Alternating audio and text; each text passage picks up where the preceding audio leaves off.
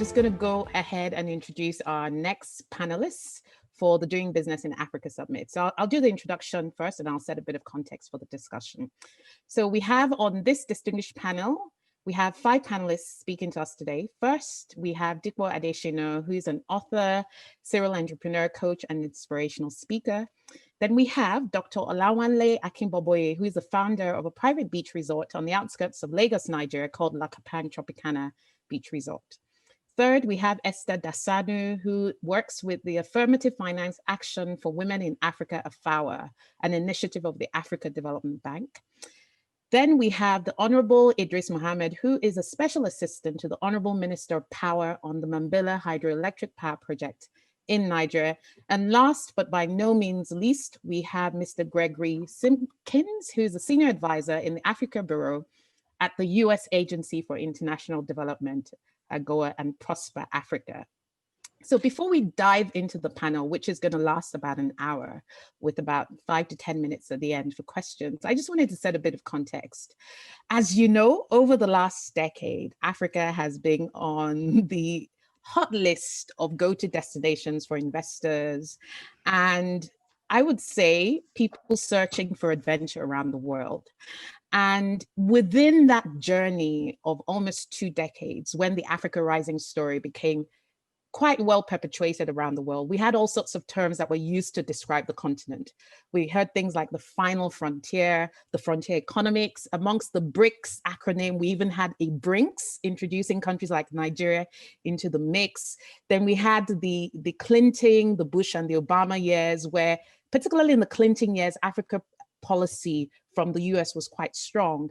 Then we had terms like the emerging middle class, the thriving middle class, which some argue is now disappearing.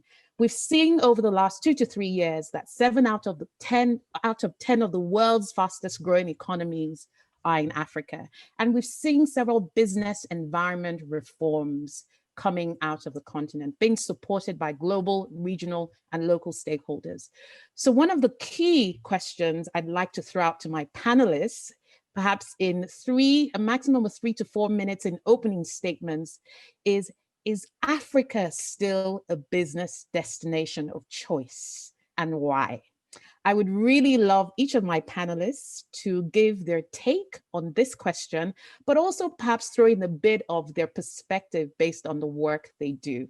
So I'd first of all like to call on Mr. Dipo Adesina. Is Africa still a choice destination for business around the world? I'd like to hear your thoughts, sir. Awesome. Well, thank you so much for the opportunity. I absolutely think so. One of the good things about Africa is that the world is starting to recognize that the population of Africa is a huge market for people who are looking to expand their business. So right now, you're looking at a continent with about 1.2 billion people. In the next 8 years, or in the next 10 years, projected to be 1.8 billion. And then by 2050, you're looking at 2.4 billion people. So as an entrepreneur, as a business person, one of the key things to always look at is what continent is constantly growing in terms of population. And of course, that's Africa. So for example, for our operations, we've been able to start several businesses in Africa because we understand that the population is something that can help any business that's looking to expand in Africa to grow and expand their business. So definitely the population of Africa is one of those things that is priming Africa to be a hub for anyone looking to grow their business. Thank you so much, Mr. Adesina, for those opening statements. I'm going to come to Dr. Akinboboye. I mean, you are a private investor. You're in the hospitality and the leisure, if I may add, space. From your perspective, what do you see as the opportunities? And is Africa as a whole still a choice destination?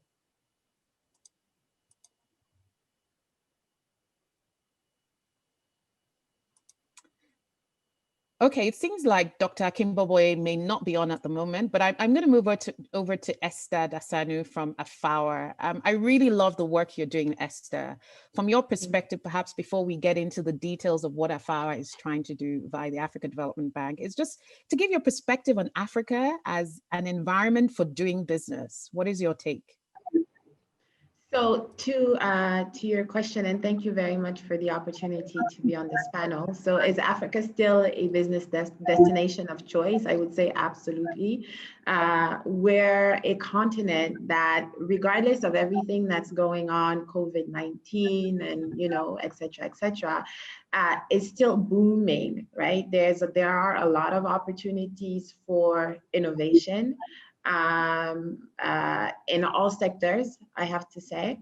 And in the particular case of the work that I do, we're also the continent that has the largest percentage of women entrepreneurs who start businesses, right? So that just shows that, I mean, opportunities are there galore, waiting to be exploited, and the continent is ripe for it. Thank you very much for that submission, Esther. I'm going to scoot over now to the Honorable Minister, the Special Assistant to Honorable Minister. Obviously, you know, the power sector should be a key driver of growth and in terms of infrastructure development in the space. What is your take on Africa as a choice destination for investors?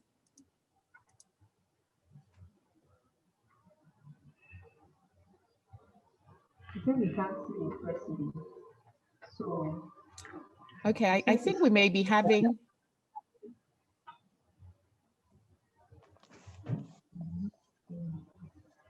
I can see them. Okay, so maybe. Hello. Can you hear me? Can you see me? Yes, we can see you. I mean, the connection is it's a bit sticky, but we can hear you. I can hear you now. Okay. Please go ahead, sir. Well, this is Olawanle Akinboboye. I think you wanted to reach with, just to let you know that I'm online. Okay, thank you. Okay, so we'll bring you in now, if we may. I had called earlier, but I didn't realize that you were back on. So please go ahead. So I was asking about seeing Africa as a choice destination from your perspective in the hospitality space. Well, when you talk about, well, the whole continent of Africa has a total of 30.2 million square kilometers of area. We have 1.2 billion people in the continent. And I like to define the continent of Africa to include those also in the diaspora. We can easily say we have almost 1 billion in diaspora. So we're bigger than China, that is 2.4 billion people, approximately about 1.4 billion people. The continent of Africa has 1.2 billion in the continent. We have approximately about 1 billion in diaspora. So we're 2.4 billion. We are 1 billion people larger than China. And we have 30.2 million square kilometers of area. Now, the whole of China is 9.5 million square kilometers of area. With that sheer size and every natural resources is in the continent of Africa, from gold to diamond. In my own section, in Nigeria alone, we have 840 kilometers of beachfront property waiting for development and investment. And in Lagos in particular, we have about 198 to 200 kilometers of beachfront area. The entire Dubai is on 70 kilometers of area. And they register about 15.5 million tourists on an annual basis. In Lagos, we have 250 plus and counting people. That is primary target. So I believe very strongly that if you're looking for an opportunity, especially in the hospitality industry, right now, I think the focus will be on domestic tourism. I believe strongly to have a primary target market audience of almost about 250 million people that love to travel. You have to come to Nigeria, come to Africa. we cannot be compared really to any continent. We're the second largest continent, and we're the wealthiest continent. For 400 years, we have not been able to grow this planet, this continent. And until the possibilities of the continent of Africa is exploited, I believe very strongly that the entire world will be destabilized, because you have the second largest continent of the world with the largest resources that have not been touched, tapped, developed. We have the best of ecotourism, the best of any form of tourism you want to think about, from agritourism to archaeological tourism to business tourism to adventure tourism. All of that is available. And if you compare our size, for example, with China, one of the big superpowers, you will understand that we have the capacity to salvage the world with the resources in the continent of Africa. There is no better location. You have an area that is 12 million square miles and 30.2 million square kilometers of area, with approximately 1.2 billion people that presently are consuming, importing approximately 85% of their total consumption. In Nigeria, for example, we're the only country in the world that is importing something that we produce, which is crude oil. We send our cocoa abroad and pay more to buy chocolate. There's just quite a lot, I believe very strongly, that we in the continent can achieve. When I share a small statistics with you to let you know exactly how much that is possible on our 30.2 million square kilometers of area, you will then understand that we have a lot of work to do, and that the entire world should try and look at coming into the continent of Africa, especially Africans in diaspora. The entire Japan has a total area of 337,000 square kilometers of area. They can only occupy 15% of this land area. Now, this 15% generate $4.9 trillion on an annual basis. The entire continent of Africa, with 30.2 million square kilometers of area, with 12 million square miles, with 1.2 billion people, produce GDP of 3.3 trillion. So that basically tells you that when we wake up in the continent with 30.2 million square kilometers of 1.2 billion in the continent, our brothers in the United States of America does 1.7 trillion turnover, bigger than maybe 5, 6, 7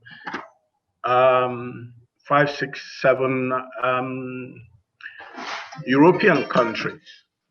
So I believe very strongly that our focus should really be for us to understand where we are. I think the biggest problem that Dr. we Akinboboye, sorry, apologies for interrupting, because we're still going to come around to the panel with additional questions. I wanted to be able to give everybody a chance to give very brief, high-level opening statements, and then the detail we can tease out in specific questions so that we don't sort of run out of time. And I must say, the opportunity you painted, I think the point is not lost on anybody about the shared opportunity that Africa presents. We'll talk a bit about the challenges towards realizing those opportunities, but I wanted to quickly bring in Dr. Simskin from the Africa Bureau at the US Agency for International Development, just to give his sort of introductory statements, high level, on Africa as a choice destination for investments. Well, thank you, Rolake. I feel like the United States government over the last 20+ years has really recognized the importance of stimulating US-Africa trade, although I think it's been a little bit misaligned. The African Growth and Opportunity Act, which I was fortunate enough to be a part of the beginning in the mid 90s rather, offers 6,400 items, duty-free, quota-free.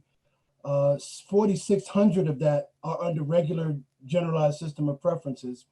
So we have benefits for African producers.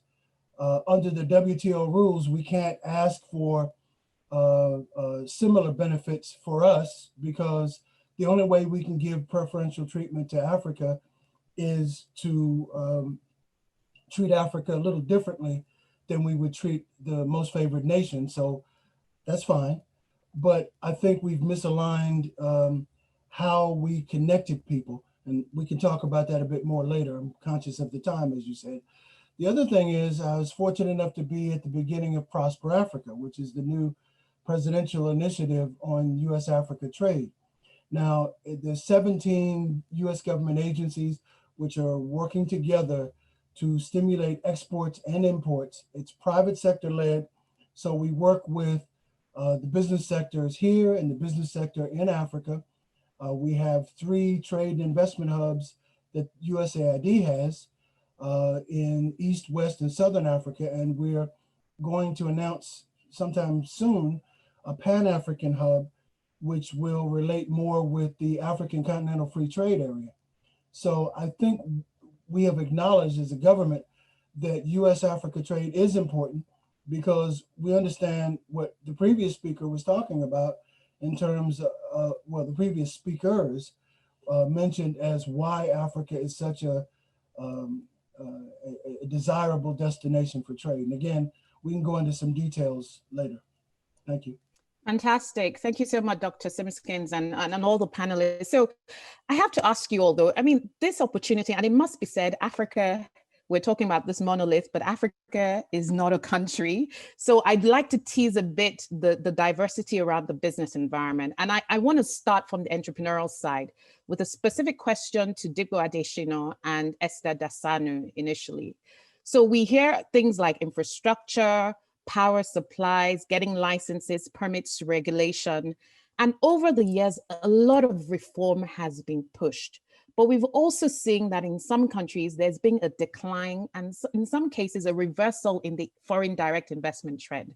So Mr. Adesina, I'd like to ask you, as someone who considers yourself a serial entrepreneur, what is your experience of what it will take to really kickstart another cycle of FDI inflows into the continent, particularly for those entrepreneurs who might be looking for partnerships with foreign investors, for instance? What do we really need to do to move the needle in the markets that you work in? And I'd then like to ask Esther after him, also briefly, to talk about why are African entrepreneurs still really struggling to raise finance? So over to you, Dipo. Great. Well, 2 things. I think you said one of them, which is infrastructures. And then the second thing is that the willingness of the government of these different countries in Africa to support those who are bringing foreign investment into their countries. So originally, of course, by my name, I'm from Nigeria, but our businesses that we're really scaling are in Rwanda. We have about 4 businesses in Rwanda. And one of the questions people always ask me is that, why does a Nigerian go to Rwanda to do business? For me, it was a very straightforward answer because they have the right infrastructure. And number 2, the support of the government is just tremendous when it comes to attracting foreign investors. One of the things that Rwanda has done exceptionally well is their ability to brand themselves as this country where foreigners would want to do business. So anyone who's looking to do business needs to take a look at these 2 things. What is the, if you're doing business, for example, in Rwanda, does your business model fit into the culture of Rwanda, right? And number 2, do you have the support of the government as it relates to the type of business that you're trying to do? So for example, we are into the e-mobility space, which is a tremendous opportunity in Rwanda. The same business will not work under the climate of Nigeria. just number one, due to the infrastructure, lack of electricity, because you need that for such operations to work. And then, a few things when it comes to relating with the government, mainly because of this type of project.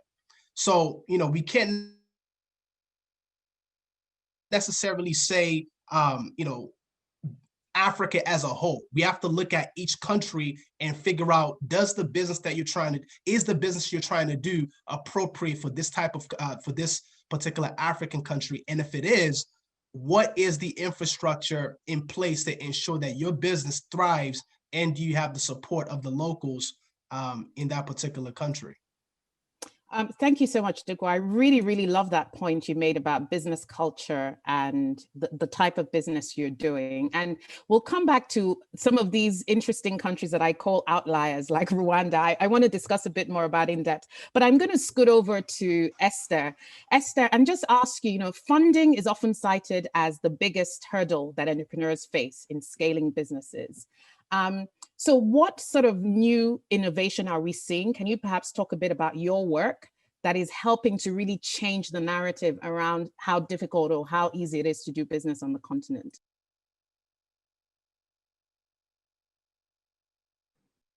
On mute. So thanks again. So let me first answer the first question, and then I'll come to Afawa. So why is it that African entrepreneurs overall are having difficulties raising financing? I think there are three issues. The first one is the regulatory environment. And as much as, there's been strides that have been made, efforts, policies have, been reformed, etc., I think we still see a very wide gap between the policies being changed and them being implemented on the ground, as well as the entrepreneurs themselves understanding what those policies mean and how they are being, how they need to be utilized, right?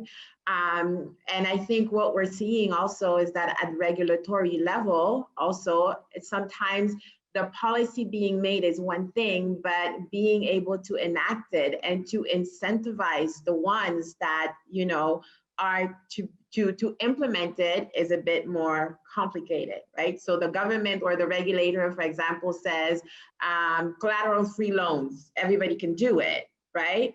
But the message that's being sent to financial institutions is, yeah, be very careful when you do collateral-free, or do collateral-free, but still ask, for the land on the side just in case. So there is a need there for, I think, deeper dialogue and to making sure that the incentives are there for all stakeholders to be able to leverage the policies in order for the beneficiaries, which are the entrepreneurs themselves, to benefit. So that's one.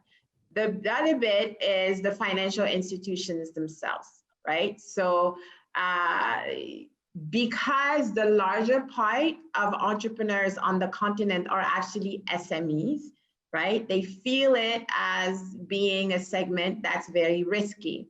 It's a segment that, for the most part, financial institutions still don't know very well.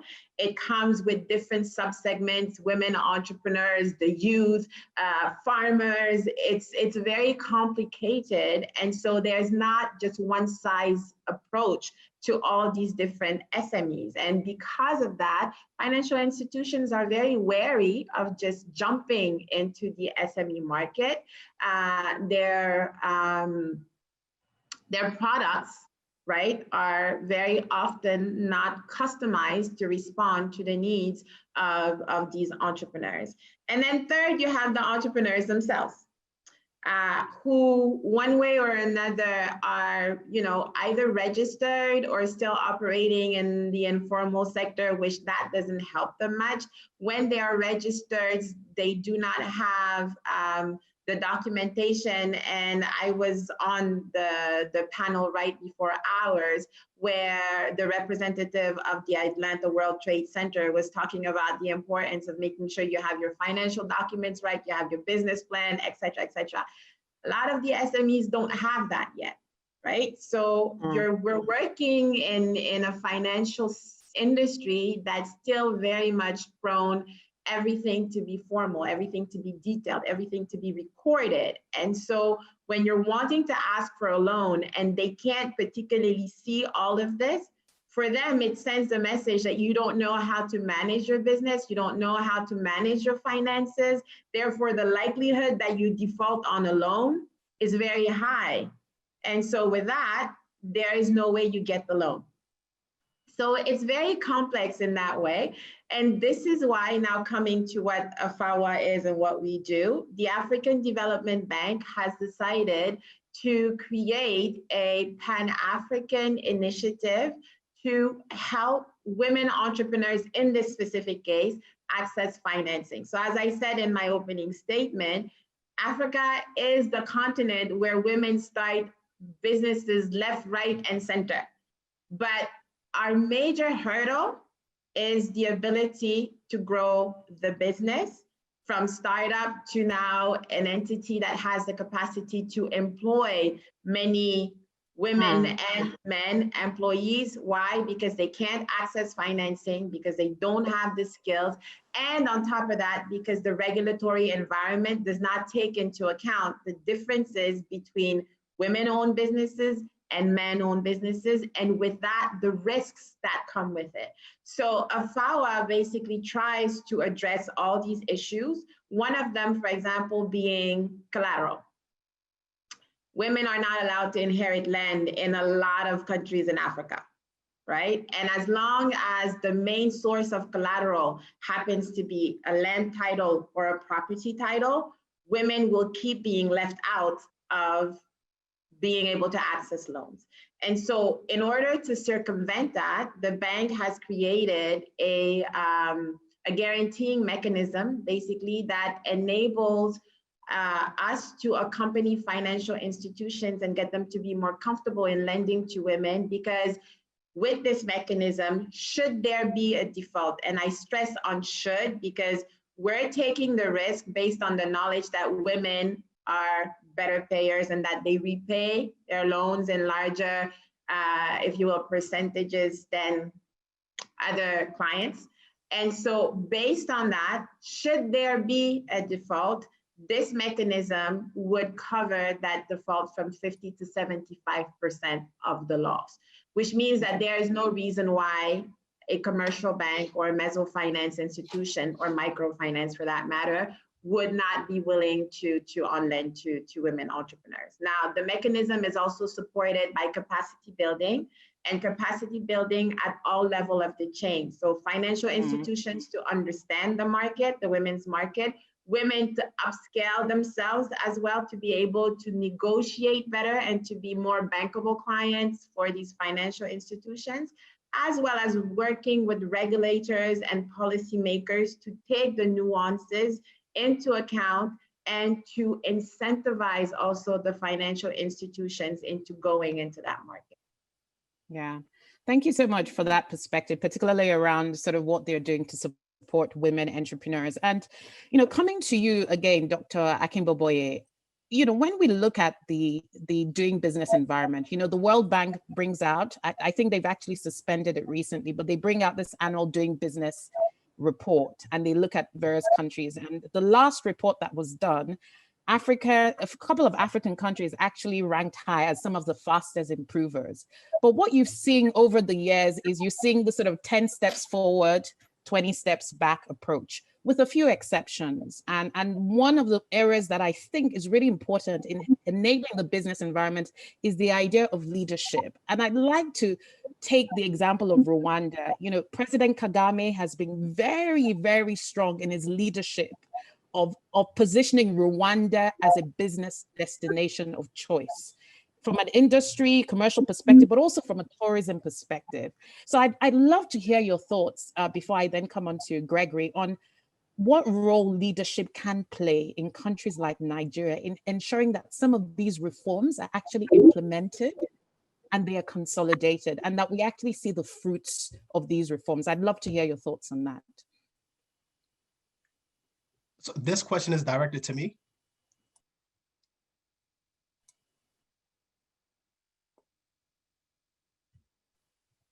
So Rolake, this question is directed to me. No, Dr. Akinboboye. Gotcha. Okay. I don't know if he's still hearing us. I think he may have problems with his connection. If he does, I'm just going to scoot over to Gregory and perhaps we can come back to, and Gregory, the question I have for you is slightly different. So AGOA was set up to enable African entrepreneurs to export to markets like the US with incentives. And we know that when it comes to financial and fiscal incentives, they are a big driver of the business climate. And it's interesting because the irony of a structure like AGOA, it facilitates businesses across borders. What is the United States government, if you cast your net looking at what may happen with US elections and the transition of power there, what do you think is the next phase of support that countries like the US can provide to African economies today in light of the twin impact of the global commodity environment and the fact that the COVID-19 pandemic has really affected SMEs with a lot of fiscal support programs and stimulus programs across the continent? What is that next phase of support that the US government may be thinking? And this is asking you to cast your crystal ball a bit forward. Well, first of all, let me just say that I know that some people are looking at the elections in the United States and thinking, well, the Trump administration is out, the Biden administration may be coming in. What does that mean for US trade? I would say that whenever there's a transition like this, many of the programs that the outgoing president has put in are maintained to whatever extent. We should keep in mind that when Vice President Biden was with President Obama, they created Trade Africa.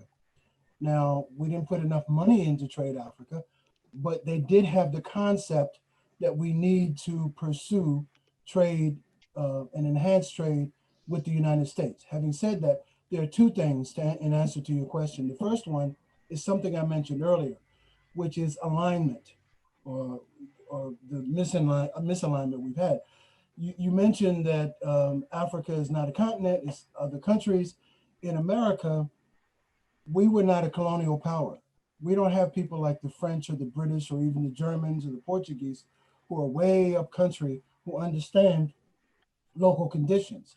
So we have, I think, a bit of a disadvantage in really understanding the specific markets in which we enter. Because even in a country like Nigeria, you know, what you sell in the Northwest is not necessarily what you sell in the Southeast.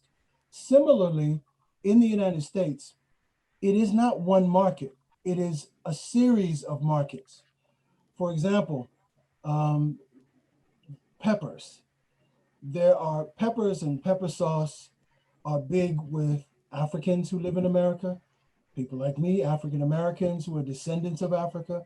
But in the South, there are a lot of white people, owing to their connection to us, having fixed their food, who like it as well. There are also Asians, like Thais and Cambodians and others, who like pepper sauce. So there are opportunities in niche markets. You just have to identify which market that is that you want to go into. Not just say, I want to sell to the United States. Who in the United States do you want to sell to? Which brings me to the second point, which is that I was speaking with somebody earlier about textiles and apparel from Africa. And Ghana, for example, has the United States as its largest consumer of textiles and apparels from that country. But I think that if you look at just the raw numbers, they have a company which is selling shirts like this, polo shirts and t-shirts, to the largest promotional wear company in the world, which happens to be in the United States. They can do that. I was in Mauritius looking at their factories.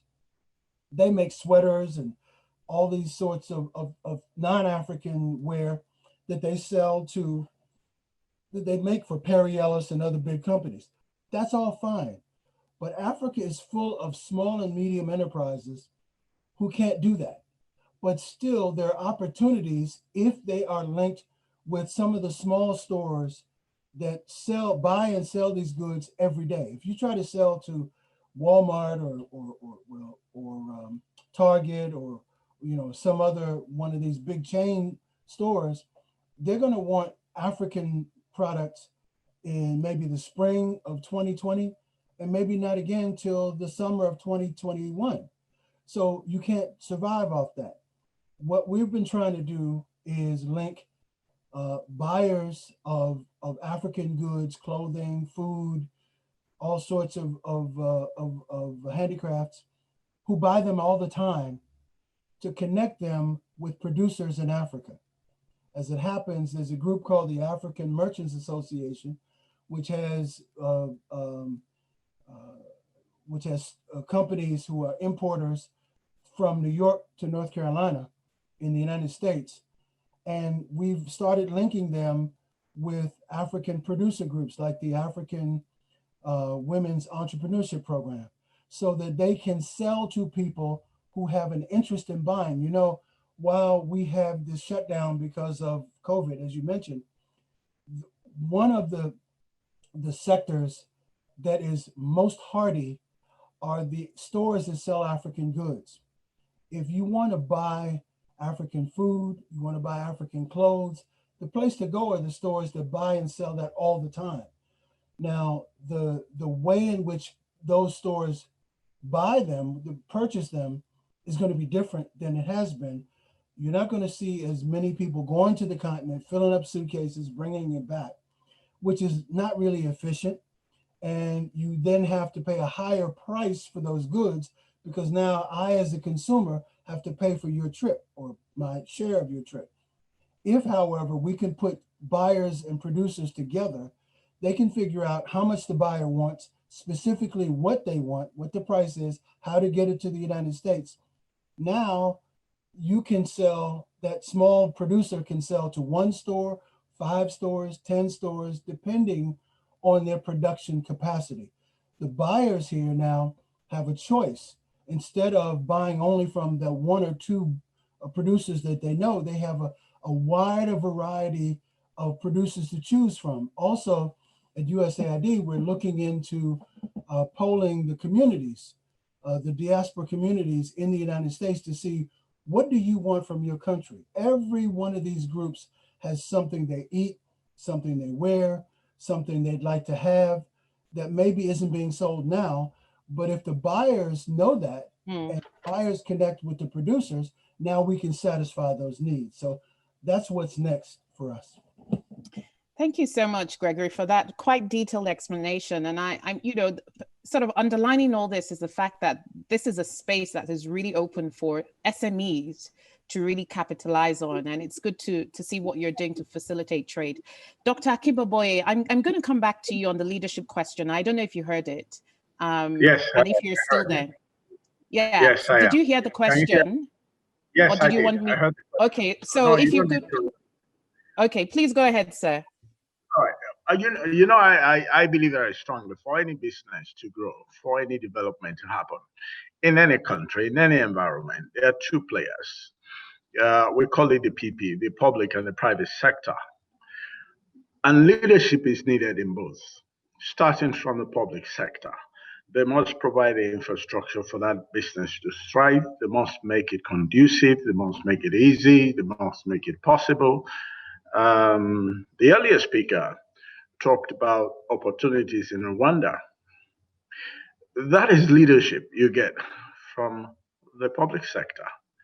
And on the private sector side, they too must demonstrate leadership among their peers. They must create concepts and understand their responsibility as a leader in that particular field, or to develop a yardstick for them to work with to create leadership for the people that follow them, because they are the ones that people look up to. They're the ones that people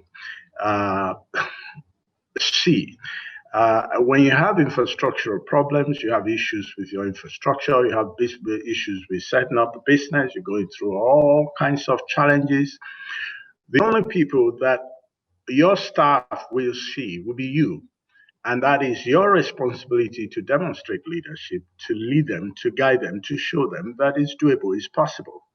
Now, the biggest problem we have is not understanding the fact that we need to define everybody's role. What is the role of the public sector? What is the role of the private sector? And when you then talk about the private sector, you need to break it down to everybody's role and responsibility. When a banker decides to be a businessman and compete with a private sector business person that is just about to start his business and he gives you a particular concept, an idea, and you as a bank decided that you want to go into that business, and then you have tremendous amount of resources, but it's really not your idea. And then what you find eventually is that that business will not really prosper. But instead of empowering that young entrepreneur, you force that young entrepreneur out of business. All right. So the leadership from his part must be such that he understands that, okay, what I have to do as a business owner is to pick my role properly, right and correctly, by understanding precisely what is faced against. And understanding, when you talk about doing business in the continent of Africa, as somebody mentioned earlier, it's so diverse. The way you do business in Lagos is different from the way you do business in Kano. What you do in Ibadan is different from what you do in Ife. It depends on and then all of this requires some level of leadership in terms of the people that you lead. Now, the public sector segment also has that same issues of, instead of them understanding that their role is to support this young entrepreneur, develop, groom, support, empower, and create an enabling environment for him to thrive in his business. The young man that spoke earlier, that had 3-4 businesses in Rwanda, if he had been in Nigeria, he would probably be stuck with one and struggling with electricity, struggling with the infrastructure, road, water, and then the mentality of the people around him. He would be basically alone all of it. So he spends a lot of time doing one when he can do 3. So all of this, I think very strongly, is what we need to really look into in area of defining leadership and the role of each segment of development in area of business development. Thank you very much, sir. Thank you so much for those submissions. And I'm going to start taking questions from the floor. I still have 2 questions for the panel, but I'll leave them till the wrap up to broach them with the panel. I just want us to look at some of the questions from the floor, and perhaps we'll start with you, Esther. There's a question here from Toyosi Thomas, who says, how can female farmers and young Africans access international funds or grants to start or grow their businesses and get capacity development for business management accounting? Typically, they do not have what is required to access funds from banks. I guess she's alluding to collateral or security. So perhaps you can, and just in terms of information and knowledge, Esther, I'd love you to help us dissect that question a bit and perhaps give her some perspectives. Okay, so what I would say is for women entrepreneurs, first of all, looking to start versus having been in business and trying to scale up, these are 2 different areas. And who says 2 different areas also say different types of financing mechanism. If you are a startup, please do not go to a commercial bank to ask for a loan. They will not give it to you. You have not built the experience, the credibility. It's not about the fact that your business idea is good or not good, but you have to understand that with any business comes a risk, right? And the same way you would not take your money and give it to a total stranger is the same way a financial institution will not take their money and give it to you like that as well. It just doesn't work that way. And I think the time has come to just be transparent about how the industry works. So as a startup, there are different areas of financing that you can approach, right? This is why the angel investors are here, for example. This is why you do crowdfunding, for, you know, because crowdfunding is you pull all different types of people that you know who do believe in your business, right, for a return, but they will invest. They know you already, and at least it's a way for you to start. Once you've reached a certain, if you will, number of years of experience, and you have built the credibility, your financial statements are on point.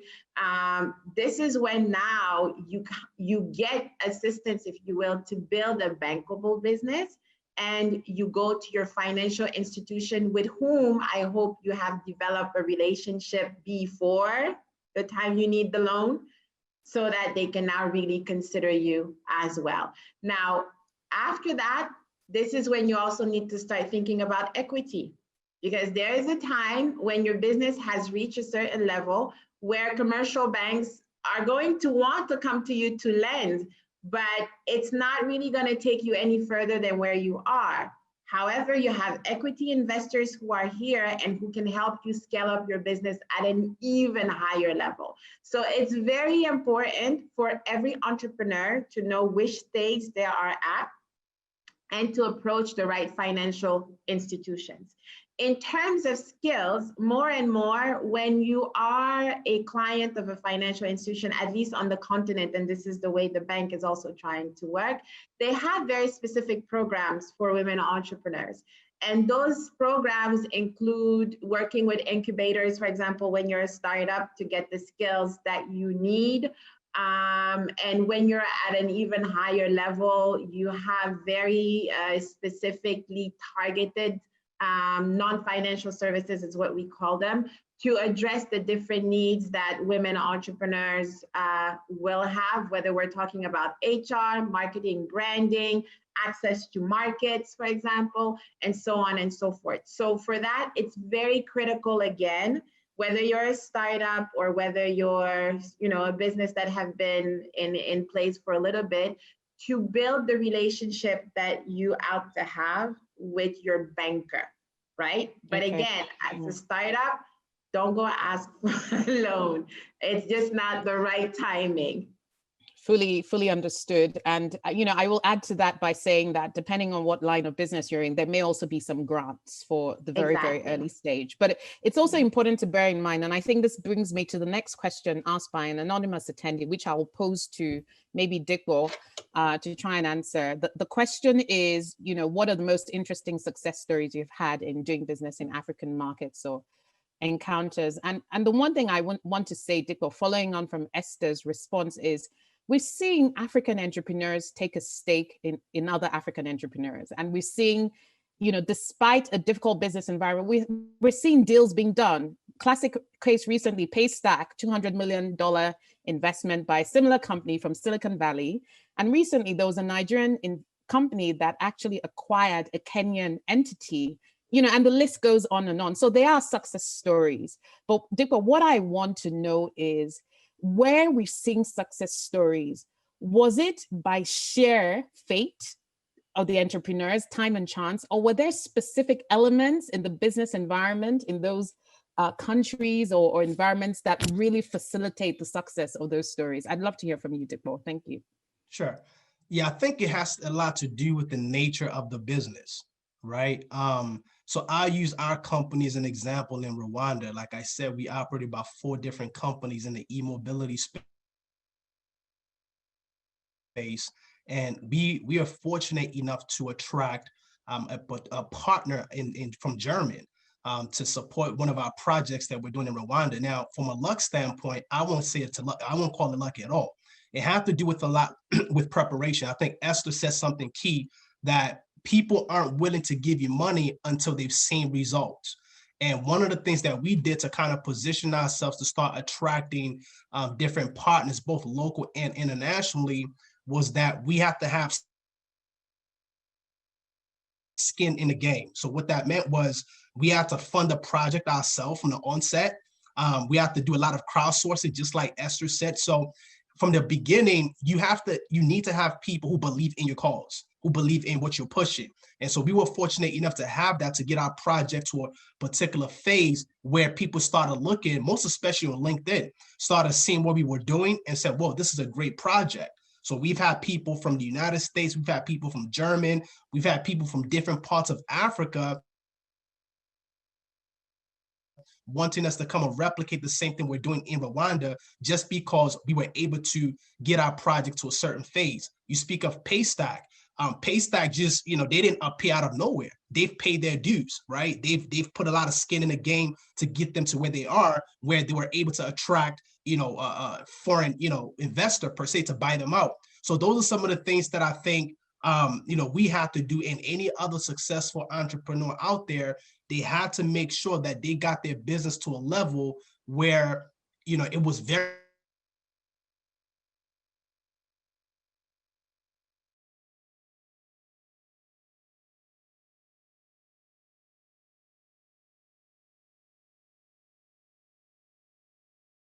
Hello, Dipo, are you still there? I think we're going to move on. Sorry, Dipo, I think we lost you briefly. Oh, wow. So you didn't hear anything I said? No. We heard pretty much all of it. It was just the last few seconds. You talked about Paystack getting to the level they needed to get to, putting in skin in the game and doing the work. Gotcha. Yeah, I pretty much summed it up at that point, so we're okay, good. Great. Yeah. Okay. So I want to talk about something as questions keep coming in, something perhaps we haven't really explored as much, is really around this idea of partnerships, collaboration, joint ventures, and due diligence around who you're getting into bed with. As you know, when you go into an African country, any market for that matter, there may be local content regulations around ownership, minimum equity requirements from the foreign, from the local element. And I would just love perhaps to go to Dr. Akinboboye and Gregory. Perhaps Gregory, I'll start with you. Are you providing support to entrepreneurs who want to work cross-border in other markets as well? So for instance, I'm a South African entrepreneur and I want to export my goods and wares into Mozambique. And I probably need a local partner in Mozambique to help me create the distribution networks I need for my electronics across that market. How do you see that evolving? Well, part of the tenet of AGOA is to increase intra-Africa trade. That's one of the goals. I don't know that we've done as good a job as we could have, but I think under Prosper Africa, we're going to be doing that a bit more, putting business people together. It also creates scale. One of the things we've always said under AGOA is, if you grow pineapple, but you don't have the productive capacity to make pineapple juice or, cut pineapple or crushed pineapple or whatever, dried pineapple, then you need to partner with somebody in a country where you can do that. One of the main examples of this is cotton. Benin, for example, is a major producer of cotton, but they don't make clothing to the extent that their next door neighbor, Nigeria, does. Now, we've made changes in AGOA. We first started saying that you either had to have your own production of the raw material, cotton or whatever, or you have to get it from the United States. We realized that that's not practical. So we said third-party fabrics. You can get it from somewhere else, anywhere else in the world if you don't have it. But I've always wondered why it is that African producers of cotton aren't selling more to other African countries. Similarly, those who produce fruits and vegetables, why aren't you more cooperating with those countries where they have the productive capacity to do value added? So in terms of the investment that we're trying to gin up in the 3 hubs I told you about, we are looking at things like investment in value added, something that just has been neglected. And in the last 5 years of AGOA, we want to make this work. So we do want to have people work together, not just across the Atlantic, but also within Africa to be able to maximize what you produce. This is a long-standing principle in capitalism that, you know, I do what I do, you do what you do. And instead of me trying to do, you know, cross into your lane or you cross into mine, we collaborate. So you get the best of me, I get the best of you. There we have it. Yeah, absolutely, Gregory. And I think you're really spot on. I mean, I don't know if the statistic is up to date, but, you know, Africa does trade more with the globe than it does within the continent. I think the proportion of intra-Africa trade as a proportion of its trade with the world is about 3%. So we still have a long way to go in that regard. Great to see the work you're doing. And Dr. Akinboboye, sorry. Yes, Gregory, very quickly. Very quickly. The thing is that when the colonial powers left, they had things skewed. The Francophones and the Anglophones and the Lusophones, yes, of course, had problems. There was a point at which I was traveling in Africa 20 years ago, where if I wanted to go from an Anglophone country to a Francophone, I might have to go to Europe. Of course, yes. So that has, I think, to the most extent disappeared, but there's still problems, you know, in tourism. You should be able to take a ship from one location and sail down the coast like we do in the Caribbean. You should be able to trade in the same way, but we haven't done that, but we need to work on that. Indeed. And we could have a debate about the colonial legacy on the business environment for hours, but I'm going to move on to Dr. Akinboboye before I then invite all the panelists to give their closing statements. Dr. Akinboboye, I want to paint a very, very brief scenario for you. You're a Nigerian tourism hospitality businessman. Today, you want to go into Cameroon. Let's just take Cameroon. Let's go a bit further afield. You want to go into Ethiopia to develop a tourism resort in Ethiopia. And I'd like to tie this into the question that's being asked last in the Q&A chat about developing relationships with governments in Africa. So Dr. Akinboboye, today you had no relationships in Ethiopia in the private or the public sector, and you wanted to expand your business model into the Ethiopian market because they have a beautiful shoreline. Where would you start from realistically? I'd love to hear your thoughts very, very briefly to highlight perhaps some of the dynamics and challenges of doing business across the continent. Well, I don't know why you picked Ethiopia, because we are building a resort in Ethiopia. I think you have some kind of information that you probably see. Not at all, just it was quite random. But... All right, you know, the best way I tell everyone is every embassy has some business segment in that embassy. That most embassy in every country, they are in that country to promote trade. You go to that embassy, tell them what you have to do. For Ethiopia, for example, they give you a business visa. If you're going to Ethiopia to do business, it's different from the regular travel visa.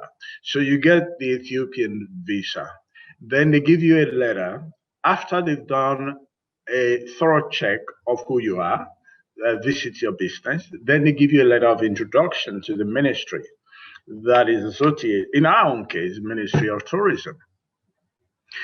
And then, of course, in Ethiopia, you're supposed to leave a deposit and get a business license with about $200,000 US. But in the case of Ethiopia, I was invited. 90 hectares of land was granted, the only hot spring they have in Ethiopia, to create the first authentic African-themed resort around a hot spring was birthed. And that concept is ongoing presently. It's the best way to go about it. Go into the embassy, introduce yourself to the embassy. If you are in Nigeria, you go to the embassy here in Abuja and let them get to know who you are, what you do. And from there on, if you're in the United States of America, you have a particular business idea you want to take to a particular country in the continent of Africa. Like the earlier gentleman spoke, we in Nigeria, for example, spend $110 million every year buying visas to Dubai, just visas alone, $110 million. And we go to France and share part of the $64 billion they make on an annual basis from tourism. Now, we don't travel within the continent of Africa. We don't go to Ghana. We don't travel to Ethiopia. We don't travel to places like Cote d'Ivoire, where you get little Paris in Cote d'Ivoire if you're looking for a different culture. There's no culture in the world that is not in the continent of Africa. So, but I think whatever challenge you have, I think the best way is for you to look at a solution for it, because I believe very strongly that if it was easy, everybody would have done it. There's always a solution. And the best form of solution I look at is look at close to you and look at the easiest way around it. For your specific question, the easiest way is to go to the embassy and talk to them. They have a commercial section that will guide you. Thank you so much. So I guess the underlining message is go through formal routes, first of all, because we can talk about intermediaries and fixers, but that's a whole nother conversation. So just very, very briefly to all the panelists, and I wanted to start with Dipo, then I'll move to Esther, then I'll move to Gregory, and I'll come back to Dr. Akinboboye. In a maximum of 30 seconds, everybody, please, because we run out of time. What is the one key thing you would like to see evolve in the business environment over the next decade only in Africa that you think will be the single biggest multiplier to unlock the business environment in Africa? What is the one thing and why? And I'm just going to go around everybody and we'll end it. Rolake, please, may I be excused? If the ambassador is not on, we can use the time to continue with the doing business in Africa. We have not spotted her on the okay. All right. We have not spotted her yet. So rather than just okay, so continue until fantastic. So fantastic. Before I come to you, so I'm going to just take one round of questions with the panel. So we've seen a lot of issues around, and I think Gregory alluded to some of the misalignment between the business cultures in the Francophone and the Anglophone countries. We have something called OHADA, which is the Organization for the Harmonization of Business Law in some Francophone countries. But we also have issues around convertibility of African currencies. We have issues such as, incentives in the other direction that penalize Africans who want to set up business in other African countries. And now we've had the African Free Trade Continental Agreement, which recently over the last 2 years that has come up. So clearly there is a push for more synergy across the African continent. I wanted to get your sense of which sectors do you think have benefited the most from some of these business environment reforms that we've seen in the last few years? Specifically, which sectors are benefiting the most and which ones still seem to be struggling across the continent? And I'll start with you, Dipo. Or which ones are you more optimistic about, I guess, I would say? Well, so benefit, I probably can't give you a good answer for that, but the one I'm optimistic about is probably agriculture. Because one of the mottos that I learned a long time ago is that people must eat, right? So regardless of who you are, where you're from, rich or poor, you need food to survive. And once again, looking at the population of Africa and a population that's going to continue to grow, obviously there's a need to produce food on a massive scale. So I think one of the things that we'll probably start seeing is that African countries working with each other to be able to, I guess, quote unquote, export foods to neighboring countries rather than importing foods from overseas. I think one of the speakers, Mr. Otumba, said, there's really nothing that you're looking for that you can't find on the continent of Africa. So I think as we begin to look into what other countries within Africa has to offer, that can create a lot of opportunity to create wealth within Africa without looking externally, just because we're supporting each other from an agriculture standpoint. One of the other sectors that I think also can be lucrative is transportation, but I don't see how that will benefit, Africans within Africa, because Africa really doesn't produce vehicles, at least not on a massive scale. I think there's a company in Nigeria and one or two here and there, but overall, agriculture seems to be one that I think is a win-win from, within Africa. Thank you so much. And I'm actually going to break up the pattern of the question in a bit. So, and Esther, I want you to talk about this issue because since COVID-19, there's been a lot of challenges with African currencies. We've seen devaluation in some economies. The cost of finance, interest rates are still high across most countries. And a lot of SMEs have really struggled because we're also very dependent on importing inputs into the manufacturing process, for instance. So there's a lot of FX volatility and exposure. What can AFAWA do really? You talked about credit enhancements and some of these, but looking specifically at the impact of COVID on the business environment and on SMEs, some of the macroeconomic headwinds, what can AFAWA do, or what is it doing to really help specifically tackle some of those issues? And I'd be interested to hear your take on foreign exchange and interest rates. So I think as far as what AFAWA is specifically doing, I would even go a little further than that, is to say what is the African Development Bank is doing, because at the end of the day, AFAWA is really an initiative of the bank. When COVID happened, the first thing that we did was to create basically emergency response packages to governments so that they could help basically their stakeholders, particularly SMEs, and within that, of course, women-owned SMEs, so that they wouldn't sink. Because as we know, with COVID, everything was closed, the sales went down, they couldn't pay the employees and so on and so forth.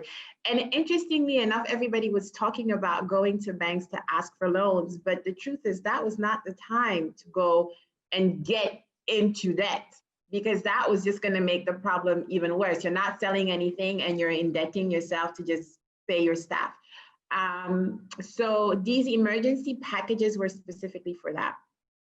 Now, in response to the interest rates and so on, I think this is where the regulatory environment again comes into play, because the issue of interest rate, for example, is a macroeconomic issue, right? So we keep saying the banks are providing high interest rates, but the basic interest rate is not decided by the bank. It's decided by the central bank, and it includes so many different things to take into account. And there is a need today to assist basically central bank governors in being able to address these issues, but of course doing so in a way that it would not impact the economy so much. And it's a more complex, if you will, issue that has to be discussed and unearthed, if you will, at regulatory level. Yeah, I mean, it's true. Interest rates are a very complex issue. They're not always as competitive. There's some specific schemes, credit funds for specific sectors, which have provided some support, but there is a lot more work to be done. I just wanted to check in with Mrs. Duyile that we can continue. Yes, please continue. Okay. As soon as I spot her, I will let you know. Thank you. So that gives us an extra 15 minutes. So.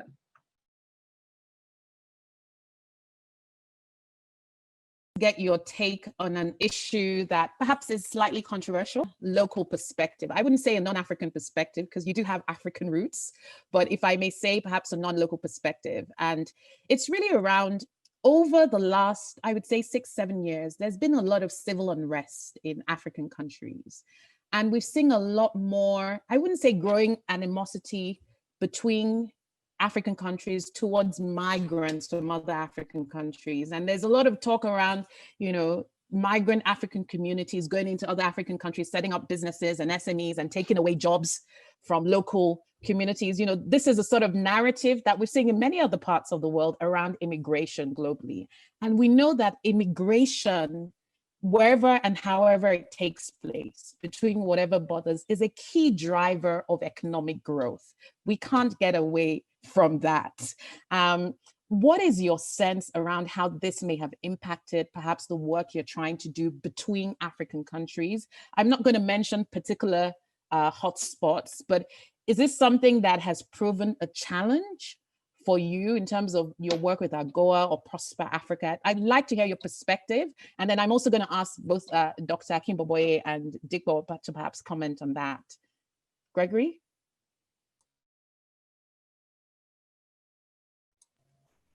If you have a view. Yeah. I'm sorry, I was paying attention to something. Say that again, please. Repeat that, please, what you want. No, so I was asking whether you'd had a view around the dynamics on the African continent with regards to immigration within the continent, because okay, Africans are naturally. Well, you know, it actually quite mobile as a population. We see swarms of young Africans across the Mediterranean. Yes. Migration on the continent has its drawbacks. I was in South Africa a few years ago, and this was during the height of the economic problems in Zimbabwe. And a lot of Zimbabweans, who happen to be a lot more well-trained than Black South Africans, were taking over sectors like the finance sector. And the South Africans, as you might imagine, don't like that. South Africa, when I was there the last, seems sort of like, you know, that Parcheesi game where you put the balls in the different holes? If you turn the board up, all of the balls would go down. That's the way it seemed like in South Africa. People were coming from Eritrea, from Nigeria, from all of these different places into South Africa, into a country where, as you recall, so many people had not had the kind of schooling that would give them skills to take on higher level jobs. And it has caused a lot of problems. There are plenty of townships where South Africans young South Africans are paid by shop owners to break up stores by the immigrants. So this is repeated in many places. You have the high level people like the Zimbabweans coming in, and you have people who know subsistence. This also happened in among refugees from Somalia who came to Kenya. They were actually hiring local Kenyans to work for them, even though they were refugees. So there's just a lot of anomalies in how this works. Sometimes it can work for the good, but quite often it doesn't work as well as one would hope it to work. Now, in the global economy as it is now, people work across borders. In fact, people work virtually. So it could happen. Africa could develop the kind of virtual economy that, say, India does. You know, if I call for some help with a company that I bought, you know, a big product like a refrigerator or a stove, and I want some customer service, it's quite often that the person who answers the phone is in India. And, you know, they'll say, oh, my name is Bruce. No, your name is India. Come on now. And we don't do that in Africa, although there are many educated young people who've finished school that can't find a job. They could easily do this. So we need to find a way to put folks to work doing those kind of things that people in other countries have been able to do for a long time. Because Africa is really not lacking trained people. They're lacking opportunities for people to use the training that they've gotten in school. So, you know, there's a good and a bad to migration. Well, I mean, thank you for that perspective. I thought it was quite well balanced. I think, you know, migration done in a structured manner that is of mutual benefit is always a positive thing. You know, globalization is such that resources are unevenly distributed between countries. And so we need that movement sometimes. Dr. Akinboboye and Dipo, I'd like to get your thoughts. I hate to interrupt you, but our guest speaker has arrived. Okay. So I want to say thank you for moderating this. And I understand that you are going to be doing our next session as well for the Q&A. So sit tight and hang in there as we bring in our next guest speaker. Her role as permanent representative to the African Union mission in Washington, D.C. has worked tirelessly towards fulfilling her mandate, which was to undertake, develop, and maintain relationships between the African Union and the executive and legislative branch of the U.S. government. She is a mother. She's married and the mother of 5. I would like to introduce to you Her Excellency, Dr. Arikana Chikombe Kawau.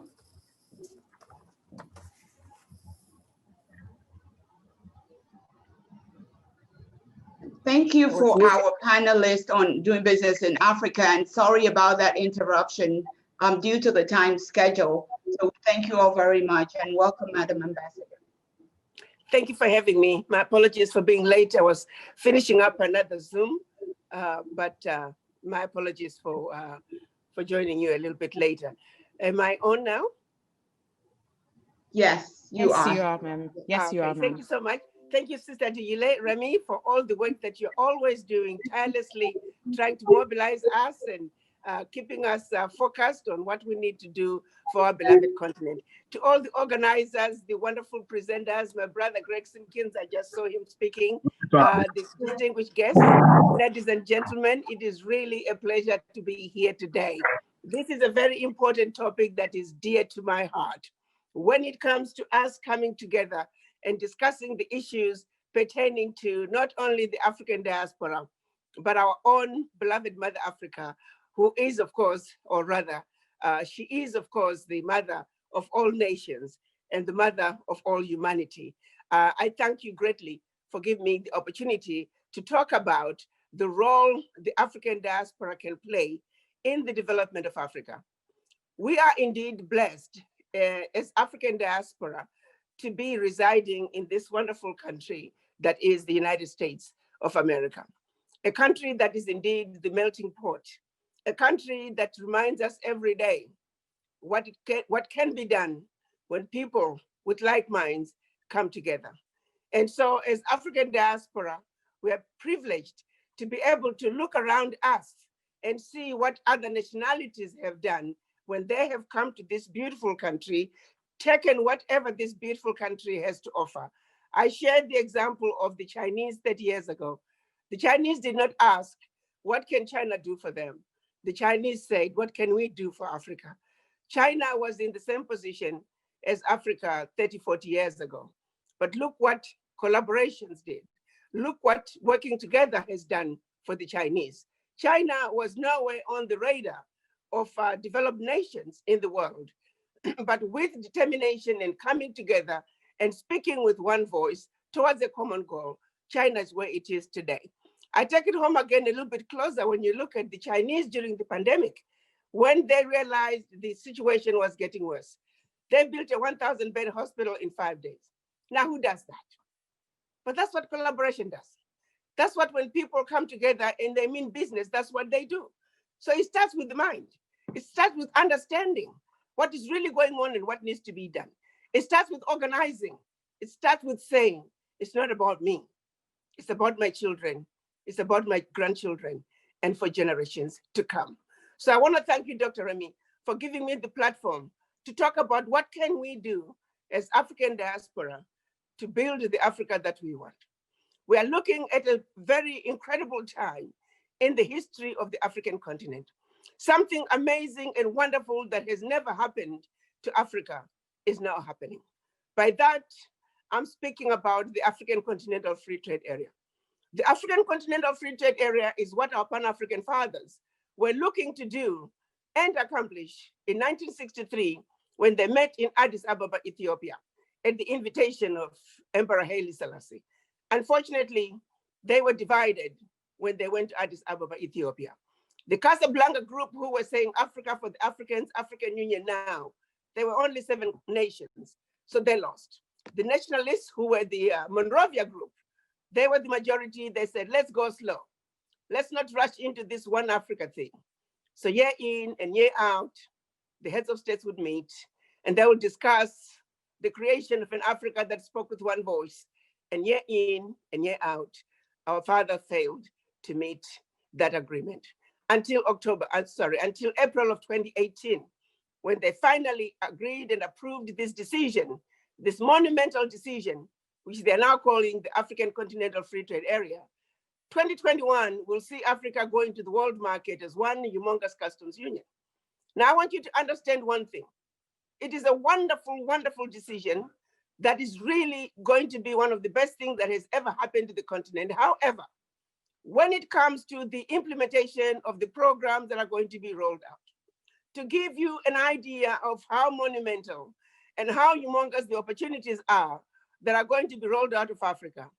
Picture the continent of Africa being where the United States was in the 1920s, 1930s, and 1940s.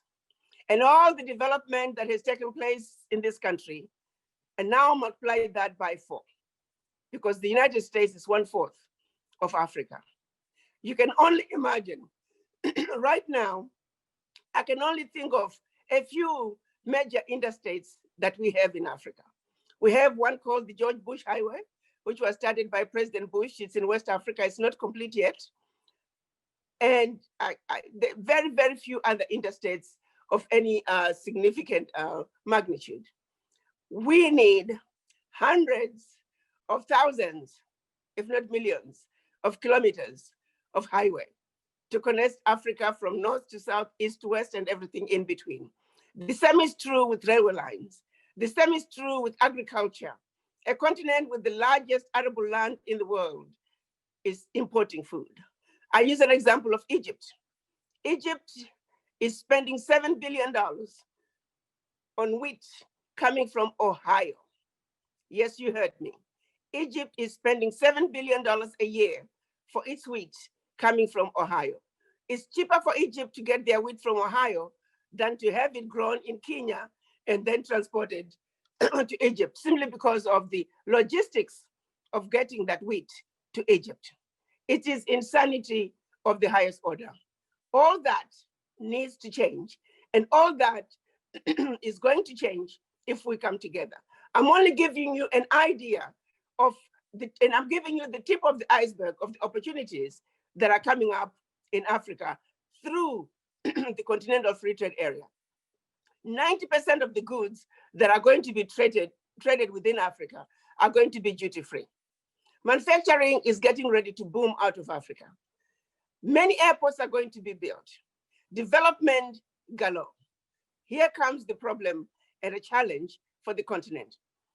Through the brain drain that has occurred over the many centuries, starting with over 400 years ago, when they took the slaves out of the continent, they took the fittest, the smartest, and the strongest, who they felt could survive the transatlantic journey. So they took the best out of Africa. Let's keep it real. And then we have others who have left Africa in search of greener pastures in more recent past, running away from wars and famine and whatever reasons. The end result is Africa does not have the capacity, intellectual capacity, the expertise, the skill sets that Africa needs to build the Africa that we want, a truly sustainable Africa. So here is where you come in as the African diaspora. While we have a lot of gold and we are the inheritors and owners of over 50% of the world gold, others would like to remind us that actually Africa's true gold is in the diaspora. And that's you and I, the children of Africa who came here, descendants of those who came here over 400 years ago, and those who came more recently. You are needed in the beloved continent. If I may bring the issue home a little bit better, if you take the issue of healthcare, there are more Ghanaian doctors in New York City than the entire country of Ghana. How then can we improve healthcare in Ghana if there are no doctors? President Nana Addo thought by building more hospitals and renovating old ones, he was going to improve healthcare, only to find out that half of the wards are sitting empty, not because there are no patients, but because there are no doctors. The same is repeated in all other African countries. There are more Nigerian doctors in Los Angeles than in Nigeria. The same is repeated in all other sectors. All the engineers we need are in the diaspora. All the educators we need are in the diaspora. The question then becomes, where do we go from here as African diaspora? Are we going to sit back and watch the Chinese quadruple their presence in Africa? Are we going to sit back and watch the Europeans, the Chinese, the Japanese, the Russians, everybody that wants to come into Africa? Are we going to watch them come into Africa and quadruple their presence?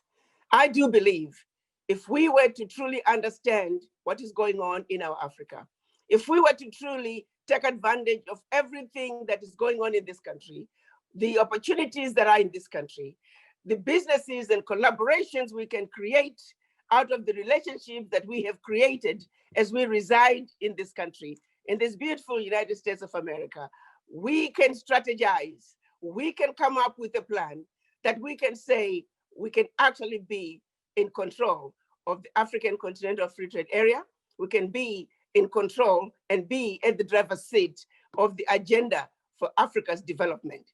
But that starts with collaborations. That starts with understanding. That starts with we realizing that our strength is in our unity. So when we have platforms like Dr. Remi has created for us, these are platforms for us to discuss, to share ideas and strategize on how we, the diaspora, the Africans, can build the sustainable Africa that we want. The building of a sustainable Africa is our responsibility and ours alone. While we welcome foreign direct investment, they must also understand that the children of Africa must drive this conversation. And that can only happen when we are awoken, when we are aware of what is going on. And we're also saying, it's not about me, it's about building the future for our children and generations to come. It's about ownership, that we can no longer be just satisfied that there's a train that we can ride from Cape Town to Cairo.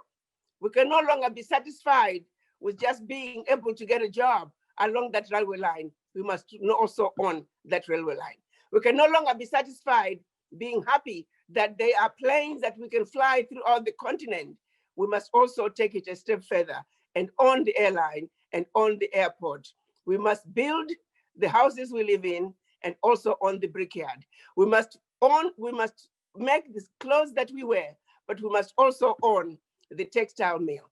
I am talking about true ownership and not just be satisfied by being employees. Sadly, that is what we have been reduced to as Black people, as Africans. We are happy being workers. That has got to change. The African Continental Free Trade Area is giving us an opportunity to do precisely that. So Africa, my brothers and sisters, is calling. We are blessed to live in this wonderful country. There are lots of people who love Africa, who mean well for Africa. We have created many relationships in this country. Let's join hands with our friends and all the wonderful people who love our beloved continent. Let's let them understand what is going on in our Africa. Let's create those relationships. I truly believe United States remains the most desirable trading partner for the continent. Let's solidify this relationship. I often say United States can run away from Africa, but unfortunately they can't go too far because we are married with children. So the sooner we strengthen our relationship between Africa and the United States, the better off we are going to be. You cannot find better people to market Africa in the United States than the continental Africans. The United States is in a very good position to truly be the best partner that Africa has ever had. Why? You don't have to go to Africa alone anymore. There are diaspora here. There's not a single African country in Africa that is not represented in this country. So let's create those relationships. Those businesses that want to go to Africa, you have people from that country that can work with you and give you a safe landing into that particular country. You have people in this country who understand the terrain, who understand both sides of the Atlantic. What we are doing here today, the programs that Dr. Remi is putting together are taking us in that direction, are creating that environment that we can begin these much needed conversations. On my end, as soon after leaving the office, I created an entity called African Diaspora Development Institute, precisely to continue the conversation so we can continue to educate each other, continue to inform each other, so we all know what is really going on in our Africa. It is an amazing continent, which was once the center of the world. That continent is getting ready to go back to her rightful place as the center of the world, as the go-to place for the entire world's needs. People must understand that the world is looking to Africa to stand up, rise up once again, and be the leader of the world like it once was. Dr. Remi, I want to thank you for doing what you do. I want to thank you for giving me that platform. And I want to thank you for continuing to remind us what it means to be an African and why we all must look across the Atlantic to back home to Africa and make a commitment to do just like the Chinese do. Ask not what Africa is doing for you, but rather what can you do for Africa? I thank you.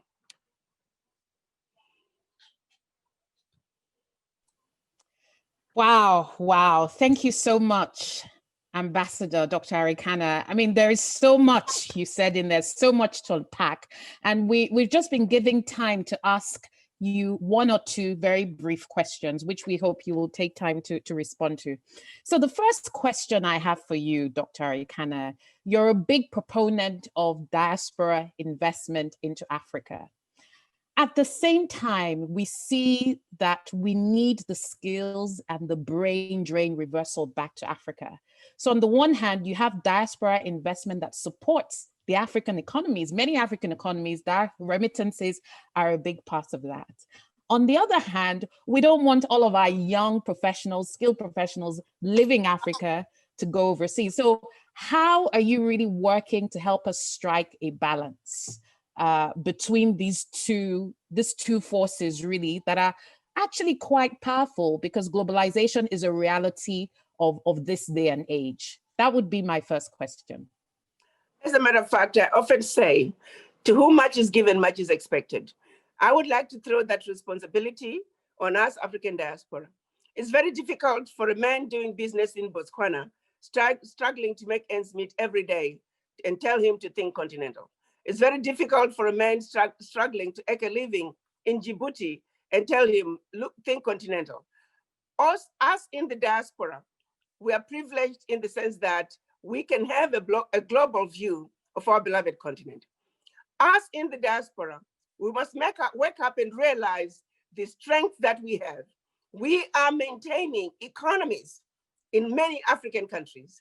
Now, can you imagine if we were to pull that money together and use it in a coordinated way for the purposes of investing in the large continental projects that are going to be coming up?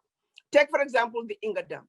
The Inga Dam, when complete, is going to power all of Africa and part of Europe. Wouldn't it be wonderful to be a shareholder in such an entity?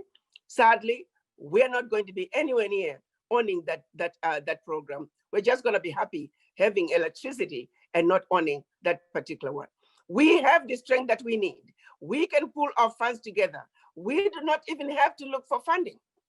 There are almost over 300 million African diaspora. Those who are able to participate in the development of Africa, you can comfortably say over close to 200 million Africans in the diaspora. If we can just start thinking like the Chinese did 40 years ago, come together, everybody commits to say, roughly for discussion purposes, $1,000 a year. That's about $80 a month. We do that for 2 years. We do that for 3 years. Give me 1 million people, give me 2 million people, give me 5 million people. Out of the 200, give me 5 million who can commit to 1,000 a year. That's 5 billion a year. And then you monetize that. You can easily see how the monies can build up. I challenge women to say, look in your closets. How many clothes, dresses, shoes, handbags that still have tags, and they've had tags for years in your closet, and you keep getting some more. Our priorities need to be readjusted. Let's tell our children, before we can go to McDonald's this month, have we put aside our $100? Before we can go and play, we can go on vacation, did we put aside as a family our $100? Let's start to teach our children what really matters when it's all said and done. We must build a world that Black children can no longer grow up afraid to be the next George Floyd. We must build a world that our Black children must grow up knowing they're just as good as anybody else, and that the world out there is not going to tell them otherwise. It starts with us empowering ourselves. Let's make no mistake about it. Nobody wants to talk to a poor man. No money, no voice. No money, no voice. And this is where the game is being played, and that's where we are being defeated every time, because as Black people, we are poor. We are always going to be noisemakers who accomplish nothing. Let's make no mistake about that. It is just that simple. It is what it is. Either we wake up and smell the coffee, or we will continue to be noisemakers. Let's understand the power that we have as African diaspora. Let's unite, let's pull our funds together, let's go home and build the Africa that we want in collaboration with our brothers and sisters on the continent. And that means attitudinal change. I know in Ghana, we call people like us the Bintus. Bintus, I've been to America, I've been to Britain, we have attitudes. We go home with attitudes, with our Bintu attitudes. In Burundi, they call us the come-froms. I come from America, I come from Britain. We gotta get rid of this come-from attitude. We gotta get rid of this Bintu attitude. We know what we know, but the people who stayed at home, they also have a lot to offer. What we need is realization that we need each other. And when we unite, all the issues, the differences, what's keeping us from building the Africa that we want, we'll be able to better deal with them. I hope I answered your question.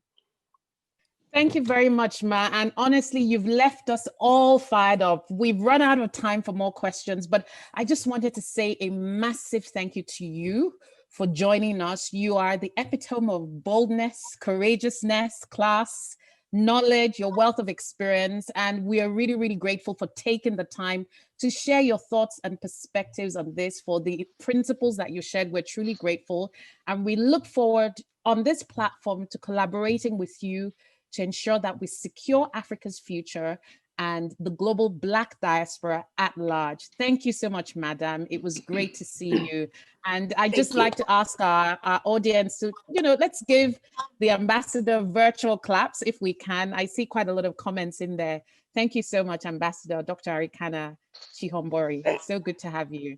Thank you for having me. I tell you one thing, if I had missed this one, I would be in the doghouse from my sister Remi for the rest of the next couple of years. So this is one event I wasn't going to miss. Otherwise, my sister would have really gotten me in serious trouble. I thank you all again for having me.